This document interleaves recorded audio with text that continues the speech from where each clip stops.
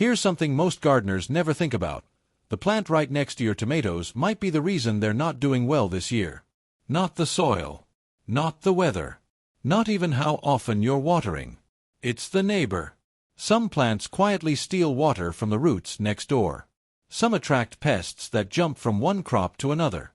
And a few release natural chemicals into the soil that slow everything around them down without a single visible symptom until it's too late. By the time you notice, you're already holding a smaller tomato, a bitter cucumber, or a carrot full of tiny tunnels. Today I'm walking through 16 popular vegetables and herbs, the common pairing mistake gardeners make with each one, and exactly what to plant instead so your garden actually works with itself instead of against itself. Stick around for the second half. A couple of these pairings surprise even people who've been gardening for years. I've spent a lot of seasons moving plants around my own beds after watching harvests underperform for no obvious reason. Once you start paying attention to who's planted next to whom, a lot of mystery problems stop being mysteries. That's really what this video is about, not just a list, but the reasoning behind each pairing, so you can apply it to your own garden layout, whatever you're growing. Let's get into it. Tomatoes. Tomatoes are the plant almost every home gardener starts with, and for good reason. They're forgiving, productive, and taste nothing like what you'd get from a grocery store. But even a healthy-looking tomato plant can underperform if it's crowded next to the wrong crop. The classic mistake is planting tomatoes near potatoes. Both are in the nightshade family, which means they're vulnerable to a lot of the same problems. If blight shows up on one, it can move to the other fast, especially in warm, humid stretches. They also share the Colorado potato beetle. It usually starts on the potato leaves, but once those get tough later in the season, the beetles wander over to your tomatoes instead. Underground, there's a quieter issue too. Both plants pull from the same nutrient pool, so packing them close together means neither one gets a full share. If you can, give tomatoes and potatoes real distance. 8 to 10 feet apart works well in most yards. Basil, marigolds, and nasturtiums make far better neighbors. They don't compete for nutrients and may help keep pest pressure down. Give your tomatoes airflow and space, and you'll notice fewer fungal issues by midsummer. Speaking of airflow problems, that same issue shows up again with our next plant, just underground instead. Cucumbers. Cucumbers grow fast and don't ask for much, but they're surprisingly sensitive to what's happening at root level nearby. Mint is one of the worst offenders. It looks harmless in a small pot, but in open soil it spreads through underground runners and will happily invade a cucumber's root zone. Since cucumbers need consistent moisture to stay crisp, a mint patch quietly pulling water away can leave you with smaller, less juicy fruit. Mature sage can cause a different kind of problem. As it grows, it releases strong aromatic oils into the surrounding soil and air. Some gardeners report cucumbers grown close to sage developing an off flavor. It's not universally documented in research, but it's common enough in gardening circles that it's worth avoiding if you have the space to separate them. Cucumbers do best with full sun, rich soil, and enough space between vines for air to move. That airflow also helps fend off powdery mildew, one of the most common cucumber problems. For companions, young dill, nasturtiums, and marigolds are solid choices that won't compete for water. Give cucumbers their space and steady moisture, and they'll reward you with a long, crisp harvest. Next up is a vegetable where the danger isn't underground, it's what happens when its neighbor starts to flower. Carrots. Carrots do their real work underground, which is exactly why gardeners often overlook what's happening above the soil until harvest. Young dill and carrots can actually coexist fine early on. The trouble starts once dill flowers. At that stage, its scent becomes a strong draw for carrot flies, a pest whose larvae tunnel straight into the root, leaving your carrots pitted and unusable. Many gardeners report this pattern, though results can vary by region and pest pressure, so it's worth watching your own bed rather than assuming it every season. There's also a nutrient angle. Flowering dill pulls hard on potassium, which carrots need for size and sweetness. When both are drawing from the same limited supply, carrots often come out smaller and blander than they should. Grow carrots in loose, well-draining soil with good sun, and either keep flowering dill several feet away or trim it back before it blooms. Leaf lettuce, radishes, and chives are all easy, low-competition companions. Good carrots aren't just about soil prep, they're about who's growing beside them. Now let's talk about a crop where the danger comes from a pest with a taste for two different vegetables. Corn. Ear of corn. Corn feels like a simple, satisfying crop to grow, but it comes with a pest problem that gets worse the closer you plant it to tomatoes. The corn earworm and the tomato fruitworm aren't two separate insects, they're the same species. Moths typically lay eggs on the corn first. Once the caterpillars finish feeding inside the ears, they move on to nearby tomato plants and start in on the fruit. Instead of one infestation, you end up managing two. Corn is also a heavy feeder, using large amounts of nitrogen and water throughout the season. Planted too close to another demanding crop, both plants end up shortchanged. Keep corn and tomatoes at a real distance 8 to 10 feet if your space allows to slow pest movement between them. Beans, squash, and sunflowers, kept a safe distance away, all make better companions and support a healthier planting mix overall. A little spacing here goes a long way toward fuller ears later. Our next plant doesn't just compete with its neighbors, it actively works against them. Fennel herb. Fennel is the one plant on this list that breaks the usual rules. Most companion planting problems come down to competition for water, nutrients, or shared pests. Fennel does something more direct. It releases natural compounds into the soil that can suppress the growth of plants around it. This is called allelopathy, and fennel is one of the more well-documented offenders in the vegetable garden. Tomatoes and other nightshades tend to be particularly sensitive, often showing slower growth and smaller fruit when planted nearby. Beans and peas can struggle too, along with many leafy greens and root vegetables. Because of this, most experienced gardeners simply give fennel its own space, either a dedicated bed well away from other vegetables, or a large container that keeps its roots fully separated. If you do grow it in open ground, give it real distance from anything else you care about, more than you'd think necessary. Fennel is wonderful in the kitchen. In the garden, it's a loner, and treating it that way protects everything else you're growing. Now, back to something more familiar, two cool season crops that seem like natural roommates but aren't. Broccoli. Broccoli produces some of the most satisfying heads in a cool season garden, but it needs elbow room to do it. Lettuce is the classic mistake here. Both crops like the same cool weather, so gardeners plant them side by side without thinking twice. The problem is size. Broccoli grows tall and wide, and its leaves quickly shade out the shorter lettuce beneath it. Without enough light, lettuce turns thin and pale, or bolts early before forming full heads. Broccoli is also a nitrogen-hungry plant. Packed in close to another leafy crop, both end up competing for the same limited nutrients, and neither reaches full size.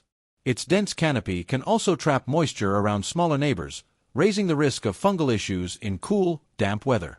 Give broccoli 3 to 5 feet of separation from lettuce and other leafy greens where you can. Onions, celery, beets, and herbs like thyme or rosemary make far better neighbors. They don't compete as heavily and can help the whole bed stay healthier. Sometimes the fix really is just space. Let's flip that same problem around and look at it from lettuce's side. Lettuce, leafy green.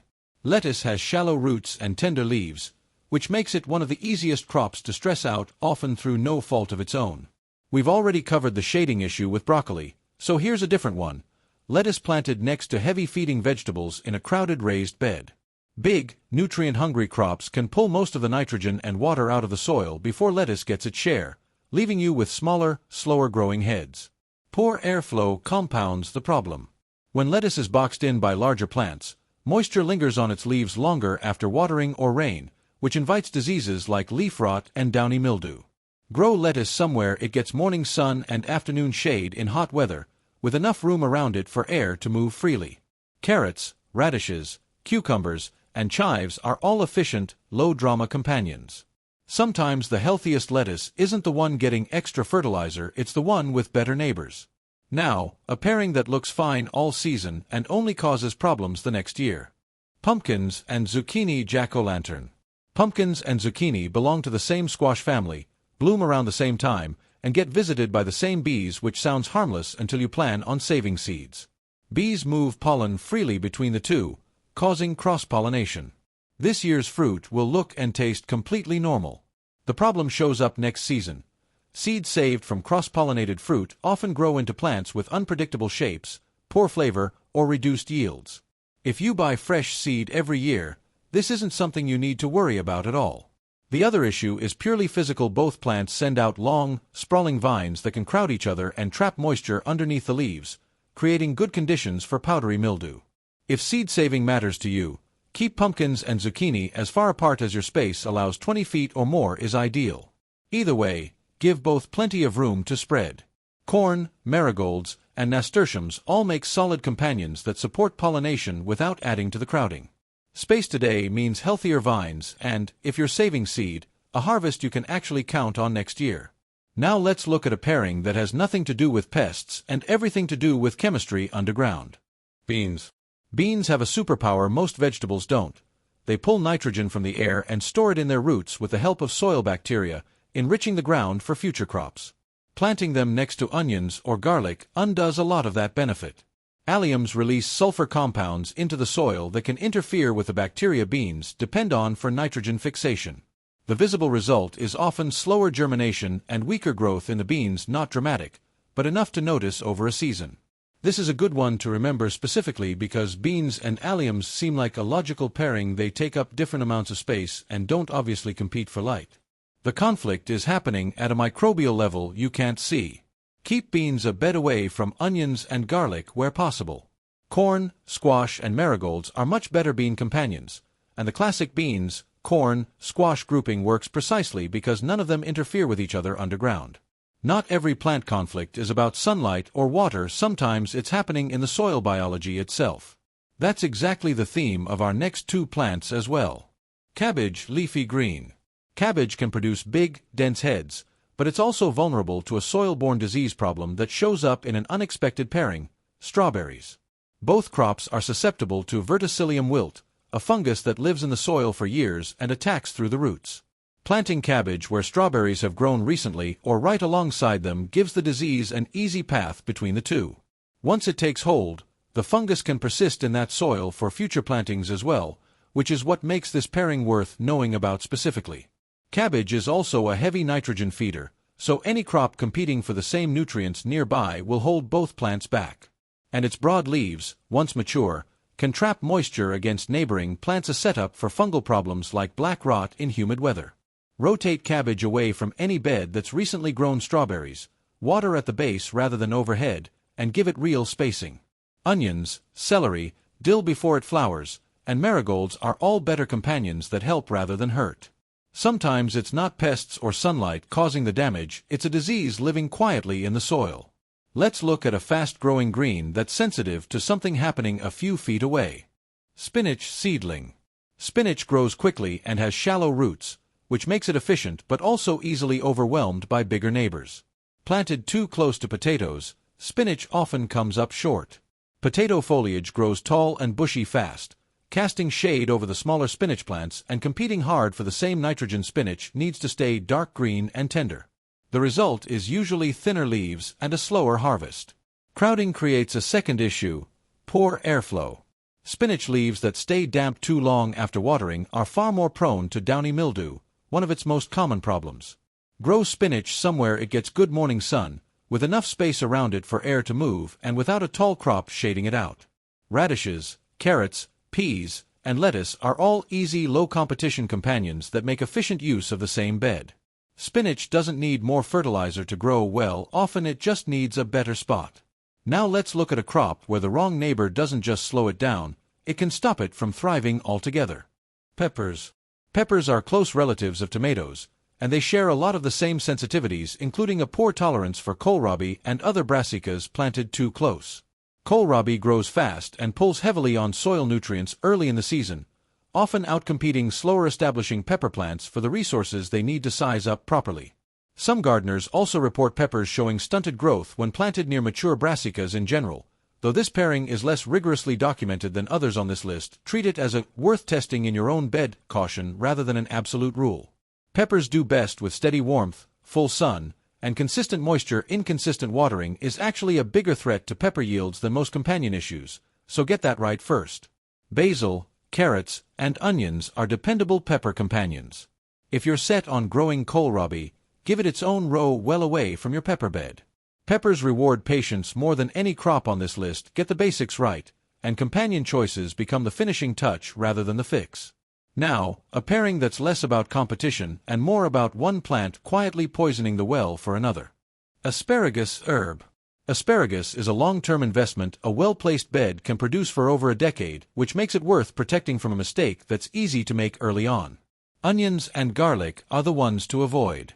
Alliums release sulfur compounds into the soil that can inhibit asparagus root development, particularly while the bed is still establishing itself in its first few years. Since asparagus takes real time to mature, a stunted start can set the whole bed back for seasons. Because this is a perennial crop, the stakes for getting the layout right the first time are higher than with something you replant every year. Keep alliums out of the asparagus bed entirely, rather than just spacing them a few feet apart. Tomatoes, parsley, and basil are well-known good companions for asparagus and won't compete with its root system. Get an asparagus bed's neighbors right at the start, and it'll keep producing for you long after most of this year's other vegetables are finished. Last one, a root crop with a herb it really doesn't get along with. Radishes, hot pepper.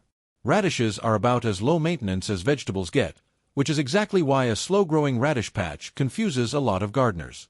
Hyssop is the herb to watch out for. Some gardeners report it suppressing radish growth when planted too close, likely through a combination of root competition and mild allelopathic effects, similar in principle to what we saw with fennel, just less intense.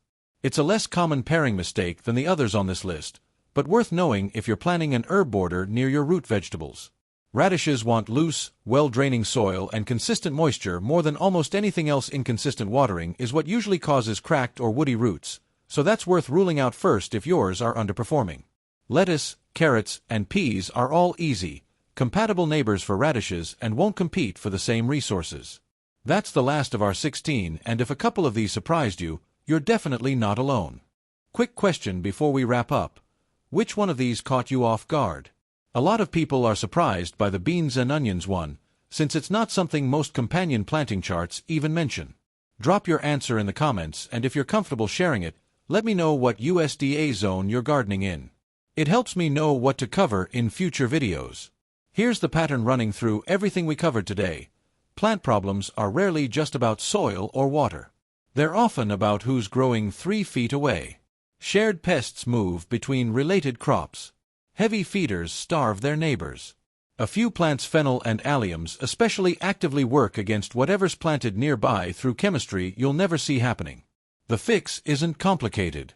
Before you plant anything this season, take 30 seconds to ask, is this a heavy feeder next to another heavy feeder? Is it in the same family as its neighbor? Could its scent or its chemistry be doing more than you think? That one habit will save you more harvest than almost any fertilizer or pest spray on the market. If this changed the way you're planning your garden this year, you'll probably want to see the follow-up, the companion pairings that actually help each other, and why some of the most repeated companion planting advice online is more myth than fact. That one's coming soon, so stay subscribed for it. Thanks for watching, and I'll see you in the next one.